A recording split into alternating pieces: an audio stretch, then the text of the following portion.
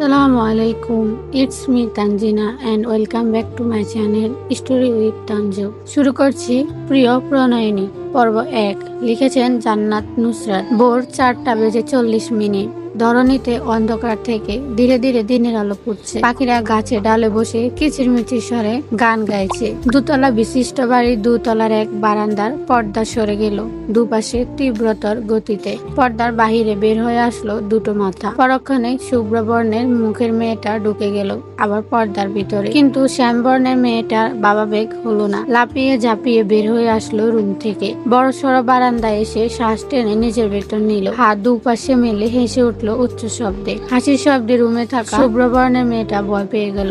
ভয়ার্ত চোখে রুমের বাহিরে তাকাতেই বারান্দার অবস্থিত মেয়েটা হুট করে রুমে ঢুকে ভয় দেখিয়ে দিল। শুভ্র বর্ণের মেয়েটা চোখ মুখ গোল গোল করে তাকিয়ে রইল। ভয় পাওয়ার জন্য পিছনের দিকে সরে গেল দুপা। ঠোঁট কামড়ে গোল চোখে তাকাতে শ্যামবর্ণের মেয়েটা খিলখিল করে হেসে উঠল ভয় দেখাতে পেরে। শুভ্র বর্ণের মেয়েটা হাত বাড়িয়ে থাপ্পড় মারলো শ্যামবর্ণের মেয়েটাকে। মেয়েটা পিঠে থাপ্পড় খেয়ে ঠোঁট কুচকে শয়তানি হাসি দিল। চোখ ছোট ছোট করে বলল, যা নামাজ পড়তে যা ইসরাত। শ্যামবর্ণের মেয়েটা ঠোঁটে মৃদু হাসি ঝুলিয়ে এবড়ো তেবড়ো পা পেলে আবার বারান্দায় আসলো। বারান্দার রেলিং এ হাতের তালু রাখলো। সকালের মিষ্টি বাতাস এসে ছুঁয়ে দিয়ে গেল মেয়েটার শরীরে বেয়ে নেমে গেল শিশিরানি। এক নাম না জানা অনুভূতি। সকালের এই নিস্তব্ধ পরিবেশ ভেঙে গেল অট্ট হাসির শব্দে। মেয়েটা চোখ বন্ধ করে নিল। সৈয়দ বাড়ির দ্বিতীয় ছেলে সৈয়দ নাসির উদ্দিনের দ্বিতীয় কন্যা সৈয়দা নুসরাত নাছির, মানে আমি। একটু আগে যাকে ভয় দেখালাম সে আমার বড় বোন সৈয়দা ইসরাত নাছির। আমাদের যৌথ পরিবার। এখন সচরাচর যৌথ পরিবার দেখা যায় না, বলা গেলে দেখাই যায় না। তবুও এই দেখা যায় না এর মধ্যে আমাদের পরিবার একটি। কবে আমাদের পরিবারে পাটল ধরতো যদি না চাচা আব্বু আব্বাদের মধ্যে অটুট বন্ধন থাকতো। ও হ্যাঁ, আমাদের বাপ চাচা 4 ভাই এবং 2 বোন। সবার নিজ নিজ সন্তান রয়েছে। আমার বড় চাচা প্রায় 30 বছর ধরে দূর প্রবাসে থাকেন ওনার ছেলে ও স্ত্রীকে নিয়ে। বড় চাচা সৈয়দ হেলাল, ওনার 3 ছেলে। বড় ছেলে সৈয়দ জাইন, মেজো ছেলে সৈয়দ জায়ান আর ছোট ছেলে সৈয়দ আরস। গত 12 বছর ধরে ওনারা দেশে আসেননি বিভিন্ন সমস্যার জন্য। কবে আসবেন তাও জানি না। তারপরও এখনো পরিবার সামলাচ্ছে বড় চাচা। বড় চাচাকে আমার বিশেষ পছন্দ না। দ্বিতীয় আমার আব্বা আর সেজো চাচা সৈয়দ সোহেব। চাচুর 1 ছেলে 1 মেয়ে। ছেলের নাম ইরহাম আর মেয়ের নাম অনিকা। ইরহাম হলো আমার বন্ধু আর অনিকাটা নেকা হওয়ার দরুন একে আমি 2 চোখে সহ্য করতে পারি না। ছোট চাচু সৈয়দ সোহেল, ওনার 2 সন্তান, বড় মেয়ে আরিশা আর ছোট ছেলে আহান। দুটো দেখতে পুরো রসগোল্লার মতো গুলুমুলু, সাথে সাদা। ও হ্যাঁ, আরেকটা কথা বলতে ভুলে গেলাম। সৈয়দ বাড়িতে আমি একমাত্র শ্যামলা বর্ণের আর সবাই সুন্দর। এক একজনের তুলনায় দেখতে সুন্দর ও শুভ্র। বড় ফুপু লুৎফা বেগম 3 সন্তানের জননী। বড় মেয়ে সাজিদা, বিবাহ হয়েছে 7 বছর আগে। 1 ছেলে সন্তানও আছে। মেজো ছেলে আশিক, বড় চাচার ছোট ছেলে আরসের বয়সী। ছোট মেয়ে মোমো, আমার আর ইরহামের বয়সী। আমাদের ফ্যামিলিতে এত মানুষ, অনেক সময় আমি নিজেই ভুলে যাই ওদের নাম। যাই হোক, ওহ নো, আরেকটা কথা বলতে ভুলে গেলাম। পুরো কাজিন গ্রুপে আমাকে বেয়াদব নামে একখা দেওয়া হয়। রিলেটিভরাও আমাকে বেয়াদব, অভদ্র, বেটা ছেলে নামে ডাকে। নাছিরের বড় মেয়েটা যেমন ভদ্র, ছোট মেয়েটা তার থেকে দ্বিগুণ অভদ্র, বেয়াদব। এই বেয়াদব নামটা আমার জটিল পছন্দের। সবাই যখন বেয়াদব বলে আমায় ডাকে তখন নিজের কাছে জাক্কাস লাগে। পিছন থেকে এসে ইসরাত আমাকে চেপে ধরতে চোখ মেলে তাকালাম। ইসরাত ভ্রু নাচিয়ে জিজ্ঞেস করলো, কি চিন্তা করছিস?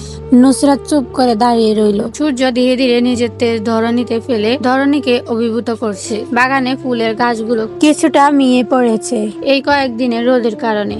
সকালে সে মিষ্টি বাতাস এতক্ষণে ঢাকা পড়েছে সূর্যের তেজে। ইসরাত এসে রেলিং এ নুসরাতের পাশ ঘেঁষে দাঁড়ালো। ঠোঁট কামড়ে চেয়ে রইল সামনের দিকে। ধীরে ধীরে সৈয়দ বাড়ির পিচ ডালা উঠোনে এসে জড়ো হলেন নাসির সাহেব, সোহেব সাহেব, সোহেদ ও ঘুমন্ত ইরহাম। সোহেবের রুড়ো গলার আওয়াজ নিচ থেকে বারান্দা পর্যন্ত স্পষ্ট শোনা যাচ্ছে। গলা উঠিয়ে সোহেব ইরহামকে দমকাদমকি করছেন ঘুমানোর জন্য। ইরহাম তবুও নিবু নিবু চোখে চেয়ে আবার চোখ বুজে ফেলছে। নুসরাত মনে মনে গুনলো 1 2 3। গোনার আগে গালে দাবাং থাপ্পড় পড়লো ইরহামের। 1 থাপ্পড় খেয়ে ইরহামের ঘুম হাওয়া হয়ে গেল।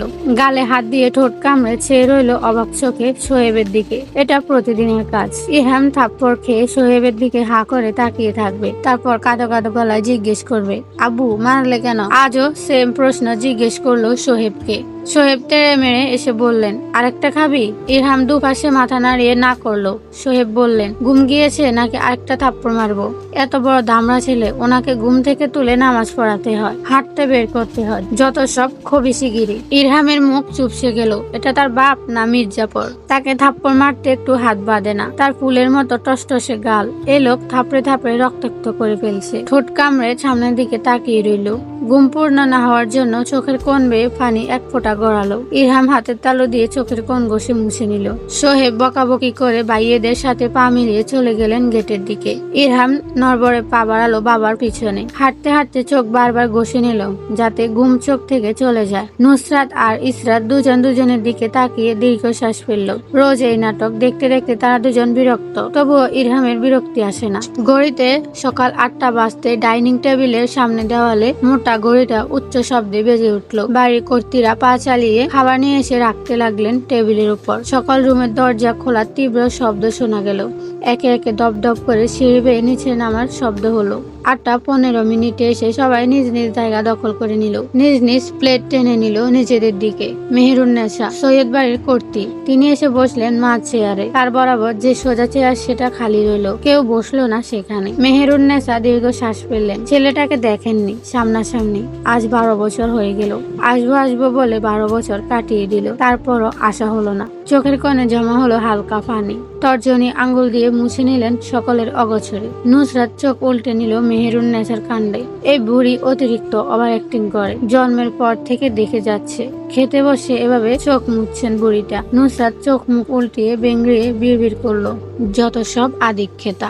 বেবু করে কান্না করছেন ছেলের জন্য, আর ছেলের নাই খোঁজ দেশে আসার।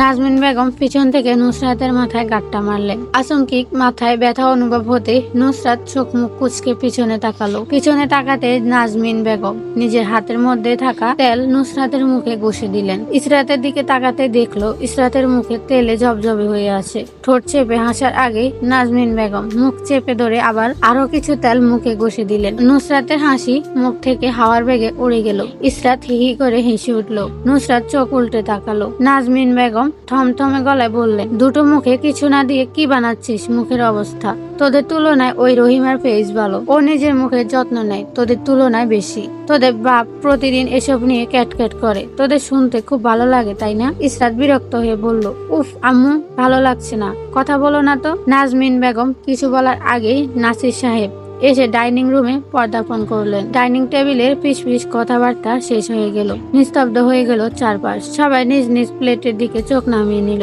আদেশের স্বরে নাসির সাহেব বললেন, খাবার দাও নাজমিন। নাজমিন বেগম স্বামীর প্লেটে রুটি, আলু ভাজি আর ডিম ভাজি দিলেন। ধীরে ধীরে সবাই নিজ নিজ প্লেটে খাবার তুলে নিল। চুপচাপ খেতে ব্যস্ত হলো সবাই। সকল নিস্তবতা চাপিয়ে মেহেরুন্নেসার স্যামসাং ওল্ড মডেলের মোবাইলে ভিডিও কল আসলো। নাসির সাহেব মায়ের দিকে একবার চোখ তুলে তাকালেন। গম্ভীর গলায় বললেন, আম্মা, আপনাকে না বললাম এই রিংটোন চেঞ্জ করার জন্য? তাহলে এখনো করেননি কেন?